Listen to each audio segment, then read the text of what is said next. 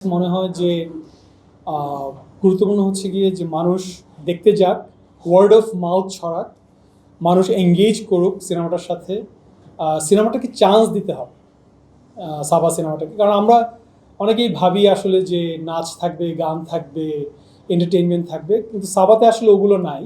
কিন্তু এন্টারটেনমেন্ট মানে কিন্তু শুধু নাচ গান অ্যাকশন এটা না, যে ইমোশনাল যে জার্নি, একটা যে ক্যাথারসিস, এটা আসলে আমি বলিনি, এটা অ্যারিস্টটল অনেক আগে বলে গেছে যে ওটা আসলে আমার মনে হয় যে মানুষের কাছে গুরুত্বপূর্ণ।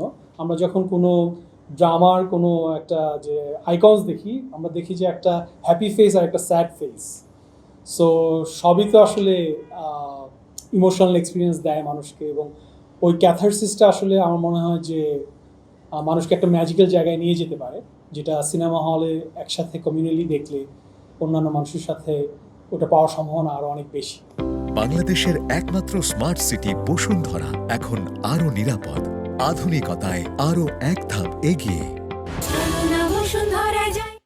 হয়তো বিমক্ষণ আসলে হবে, কিন্তু আমরা কাছে শেষ করে আপনার কাছে চলে আসবো। লাস্ট প্রশ্ন, নর্মালি ফেস্টিভ্যাল বা বাইরে যে সিনেমাগুলো খুব বেশি সাড়া পায়, বাংলাদেশের সরি টু সে এটা আসলে নেয় না, মানে অডিয়েন্স পাওয়া যায় না, হয়তো ক্রিটিকদের কাছেই হয়। সাবা দিয়ে আসলে বাংলাদেশের এই জায়গাটা আপনি বলবেন কিনা? এটা শুরু থেকেও সেটা এখানে আমাদের মূল বলে যেটাই বলে, মানে সেভাবে একটা গল্প বলে এটা বলেছিলাম।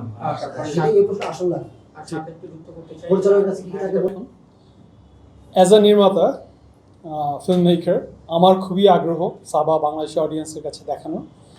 আমার কাছে মনে হয় যে বাংলাদেশের অডিয়েন্স সিনেমাটাকে চান্স দিলে সিনেমাটা তাদেরকে কিছু ফেরত দেবে, এবং বাংলাদেশের অডিয়েন্স ওটার সাথে ইমোশনালি এঙ্গেজ করতে পারে। আপনারা যেটা বললেন যে ফেস্টিভ্যালের ছবি ভালো করে না, আপনার হলিউডে একটা অনেক পুরনো সেইং আছে যে নোবডি নোজ এনিথিং। আসলে ফেস্টিভ্যালের ছবি ভালো করে না, কিন্তু তাহলে তো কোনো কমার্শিয়াল ছবিও ফ্লপ করার কথা না। বাংলাদেশে গত এক বছরে কয়টা ছবি চলেছে, রাইট? আসলে কি চলবে কি চলবে না এটা আসলে আমরা বলতে পারি না। যদি আমাদের ওই মেন্টালিটি থাকে ছবিটা দেখার আগে যে আসলে এটা ফেস্টিভ্যাল ঘুরে আসছে, এটা খুব বোরিং সিনেমা হবে, এটা মাথার উপর দিয়ে যাবে, ইংলিশে আমরা যেটা বলি এসোটেরিক হবে, তাহলে তো আসলে আমরা ছবিটাকে চান্স দিচ্ছি যাই, আমরা সিনেমা হলে যাই। সেটা এখন কমার্শিয়াল ছবি হোক, সেটা ইন্ডিপেন্ডেন্ট ছবি হোক, সেটা আর্ট হাউস ছবি হোক, ছবিটা কি আমাকে ইমোশনাল একটা এক্সপিরিয়েন্স দিতে পারছে কিনা, নাহলে আমরা কেন ছবি দেখি? আমি পার্সোনালি ছবি এই জন্য দেখি, সেটা কমার্শিয়াল হোক, সেটা যাই হোক। সো ছবিটাকে চান্স দিতে হবে।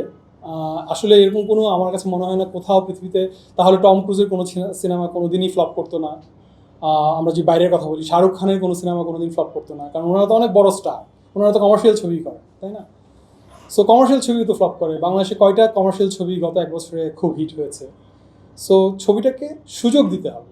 আপনার ডাইভার্সিটি একটা জিনিস, যে আর্টের মধ্যে থাকা উচিত, আমাদের চিন্তাধারার মধ্যে থাকা উচিত। শুধুমাত্র এক ধরনের ছবি কেন চলবে? মানে আসলে তো কোথাও নিয়ম নাই যে এই ছবি ছাড়া আর অন্য কোনো ছবি চালানো যাবে না, বা এই ছবি ছাড়া অন্য কোনো ছবি আমাদেরকে ইমোশনাল এক্সপিরিয়েন্স দিতে পারবে না। তো আমরা যদি ভাবি ওরকম, আমরা যদি ওরকম চিন্তাধারার জায়গায় থাকি, তাহলে তো আসলে ছবিটাকে সুযোগ দেওয়া হবে না। সো আমার কাছে আমার বিনীত অনুরোধ আপনাদের কাছে, বাংলাদেশের অডিয়েন্সের কাছে, ছবিটাকে সুযোগ দেন। ছবিটা কোনো, আমার ছবিটা সাবা কোনো এসোটেরিক ছবি না, কোনো মাথার উপর দিয়ে যাওয়া, বা আমরা অনেক সময় যেটা বলি বাংলা ভাষায় যে আতলামির ছবি না। এটা খুবই ইমোশনাল একটা ছবি, একটা ইমোশনাল এক্সপিরিয়েন্স দেওয়ার ছবি, যেটা একটা ইউনিভার্সাল ইমোশন, একটা মা মেয়ের গল্প, একটা চাইল্ড প্যারেন্টের গল্প, যেটা আসলে আমরা সবাই ওই ইমোশনটা আছে আমাদের। সো হ্যাঁ, আমার এতটুকুই বলার।